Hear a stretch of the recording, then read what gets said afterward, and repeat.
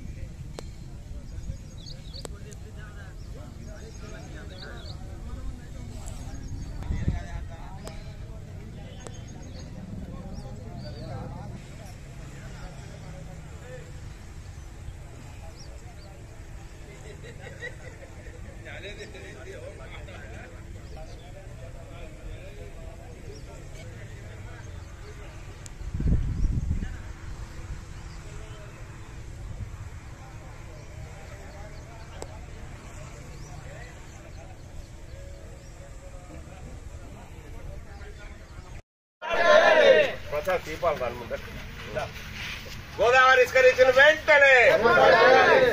ఇసుకరించిన వెంటనే ప్రజల అవసరాల నిమిత్తం గోదావరి ఇసుకరించిన వెంటనే చెన్నూరు ప్రజలకు గోదావరి ఇసుకను వెంటనే చెన్నూరు ప్రజలకు గోదావరి ఇసుకను చెన్నూరు ప్రజలకు గోదావరి ఇసుకను చెన్నూరు ప్రజలకు గోదావరి ఇసుకను ట్రాక్టర్ యజమానుల న్యాయబద్ధమైన కోరికను ట్రాక్టర్ యజమానుల న్యాయబద్ధమైన కోరికను ట్రాక్టర్ యజమానుల న్యాయబద్ధమైన కోరికను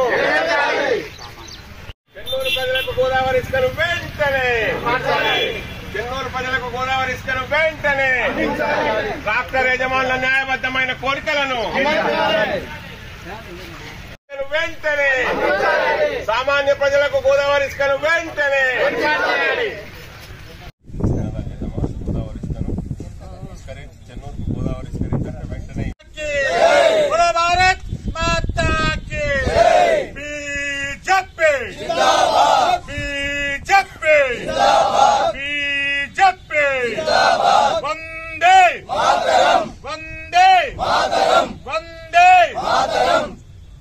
చెన్నూరుకు గోదావరి ఇసుకరించిన వెంటనే చెన్నూరుకు గోదావరి ఇసుకరించిన వెంటనే చెన్నూరుకు గోదావరి ఇసుకరించిన వెంటనే ట్రాక్టర్ యజమానుల న్యాయబద్ధమైన కోరికలు వెంటనే ట్రాక్టర్ యజమానుల న్యాయబద్ధమైన కోరికలు వెంటనే ట్రాక్టర్ యజమానుల న్యాయబద్ధమైన కోరికలు వెంటనే చెన్నూరు ప్రజల ఇసుక అవసరాలను వెంటనే చెన్నూరు ప్రజల ఇసుక అవసరాలను వెంటనే ప్రభుత్వ నిర్లక్ష్య వైఖరి ప్రభుత్వ నిర్లక్ష్య వైఖరి భారత్ మాతాకి చెన్నూరులో గోదావరి ఇసుకరించిన వెంటనే చెన్నూరులో గోదావరి ఇసుకరించిన వెంటనే జై జై మాతా గోదావరి ఇసుకరించిన వెంటనే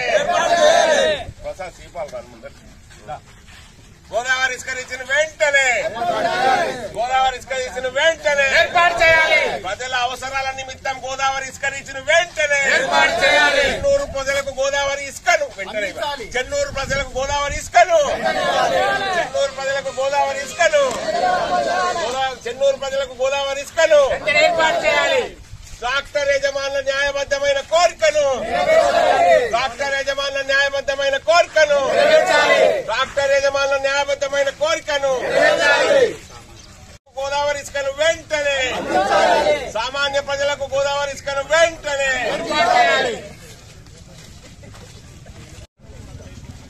చెన్నూరు ప్రజలకు గోదావరి ఇసుకను వెంటనే చెన్నూరు ప్రజలకు గోదావరి ఇసుకను వెంటనే ట్రాక్టర్ యజమానుల న్యాయబద్ధమైన కోరికలను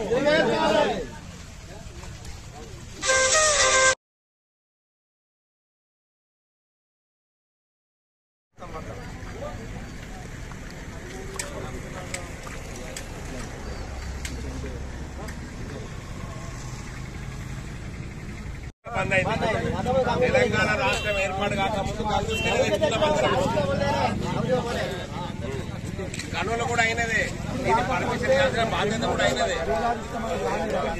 కాబట్టి మనకి ఇప్పుడు కలెక్టరేట్ దగ్గర 20 ట్రాక్టర్లు పట్టుకొని పోవాలి, డీజిల్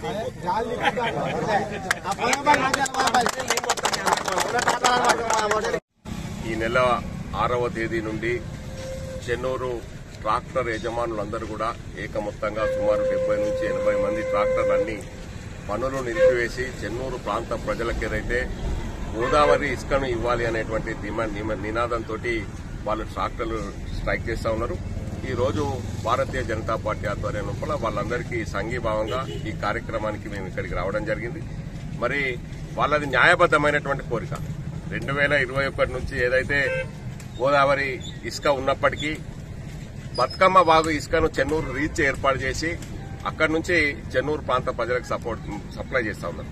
కానీ బతుకమ్మ వాగు ఇసుక పూర్తిగా అయిపోయింది, నిండుకున్నది. అక్కడ మట్టి బొందలు తప్ప ఏం లేవు. ఇప్పుడు ఆ ఇసుక తోటి గిట్ట ఇప్పుడు ఇల్లు కట్టే ఉంటే చెన్నూరు ప్రాంత ప్రజలందరూ కూడా ఆ ఇల్లు కట్టుకుని కోట్ల రూపాయలు పెట్టి కట్టుకున్న ఇళ్లన్నీ కూడా నెర్రెలు వాసి క్రాకులు వాసి కూలిపోయేటువంటి అవకాశం ఉన్నది. కాబట్టి ట్రాక్టర్ ఎవరైతే ఇప్పుడు ఇంతకు ముందే చెప్పినారో వారు ఏం చెప్పినారు అంటే అక్కడికి వెళ్లి ఇసుకొని పట్టుకొని వస్తే ఈ కర్రెట్ ఇసుక మట్టి ఇసుక నేనేం చేసుకోవాలని అని చెప్పి వాపస్ పంపిస్తా ఉన్నారు.